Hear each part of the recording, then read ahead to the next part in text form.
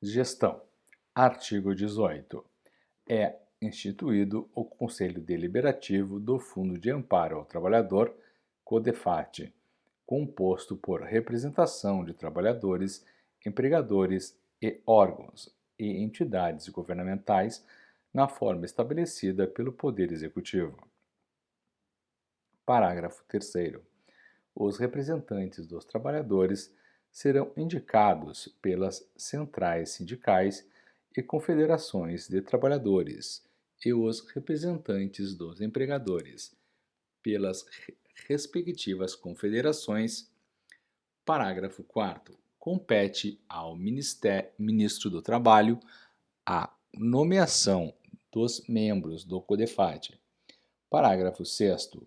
Pela atividade exercida no CODEFAT, seus membros não serão remunerados.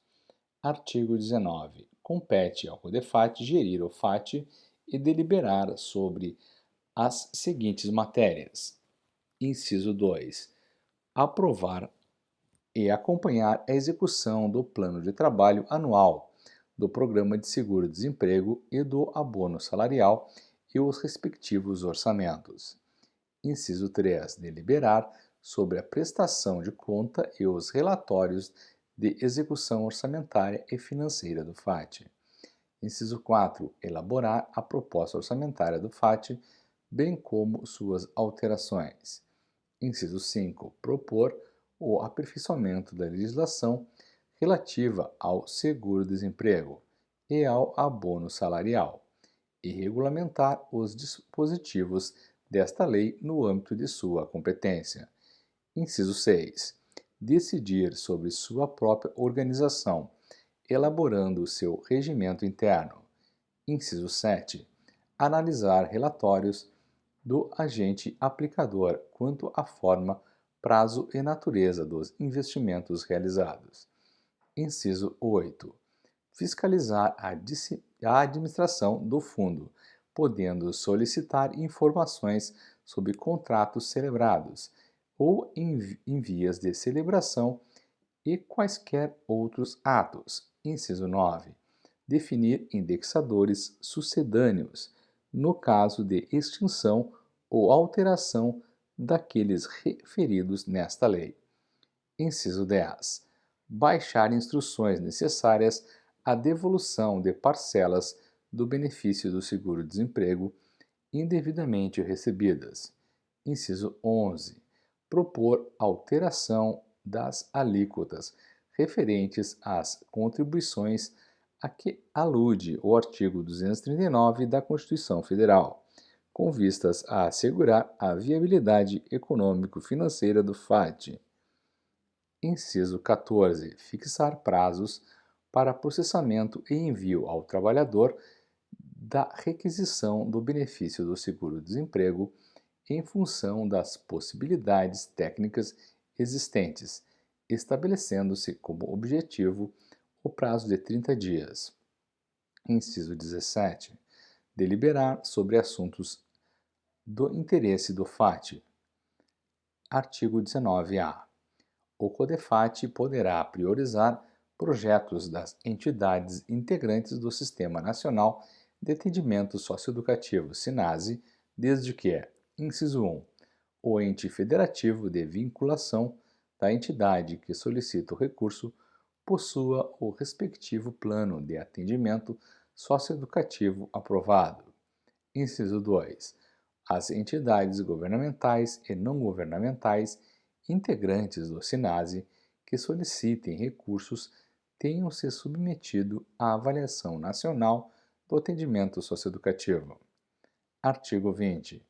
A Secretaria Executiva do Conselho Deliberativo será exercida pelo Ministério do Trabalho e a ela caberão as tarefas técnico-administrativas relativas ao seguro-desemprego e abono salarial. Artigo 21. As despesas com a implantação, administração e operação do Programa do Seguro-Desemprego e do Abono Salarial, exceto as de pessoal, correrão por conta do FAT. Artigo 22. Os recursos do FAT integrarão o orçamento da Seguridade Social na forma da legislação pertinente. Da fiscalização e penalidades. Artigo 23. Compete ao Ministério do Trabalho e fiscalização do cumprimento do Programa de Seguro-Desemprego e do abono salarial. Artigo 24. Os trabalhadores e empregadores prestarão as informações necessárias, bem como atenderão às exigências para a concessão do seguro-desemprego e o pagamento do abono salarial nos termos e prazos fixados pelo Ministério do Trabalho. Artigo 25. O empregador que infringir os dispositivos desta lei estará sujeito a multas de 400 a 40.000 BTNs, segundo a natureza da infração, sua extensão e intenção do infrator, e serem aplicadas em dobro no caso de reincidência, oposição à fiscalização ou desacato à autoridade. Parágrafo 1º. Serão competentes para impor as penalidades as delegacias regionais do trabalho, nos termos do título 7 da Consolidação das Leis do Trabalho, CLT. Parágrafo 2º. Além das penalidades administrativas já referidas, os responsáveis por meios fraudulentos na habitação ou na percepção do seguro-desemprego serão punidos civil e criminalmente nos termos desta lei. Artigo 25-A. O trabalhador que infringir o disposto nesta lei e houver percebido indevidamente parcela de seguro-desemprego, sujeitar-se-á à compensação automática do débito com o novo benefício, na forma e no percentual definidos por resolução do CODEFAT. Parágrafo 1º. O ato administrativo de compensação automática poderá ser objeto de impugnação no prazo de 10 dias pelo trabalhador, por meio de requerimento de revisão simples, o qual seguirá o rito prescrito pela Lei nº 9.784. Parágrafo 2º. A restituição de valor devido pelo trabalhador de que trata o caput deste artigo será realizada mediante compensação do saldo de valores nas datas de liberação de cada parcela ou pagamento com guia de recolhimento da União GRU, conforme regulamentação do CODEFAT. A disposições finais e transitórias. Artigo 27.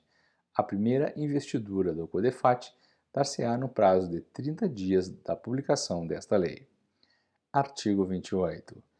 No prazo de 30 dias, as contribuições ao PIS e ao PASEP, arrecadadas a partir de 5 de outubro de 88 e não utilizadas nas finalidades previstas no artigo 239 da Constituição Federal, serão recolhidas como receita do FAT.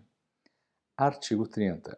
O Poder Executivo regulamentará esta lei no prazo de 90 dias e apresentará projeto de lei regulamentando a contribuição adicional pelo índice de rotatividade, de que trata o parágrafo 4º do artigo 239 da Constituição Federal, no prazo de 180 dias. Artigo 31. Esta lei entra em vigor na data de sua publicação. Artigo 32. Revogam-se as leis em contrário.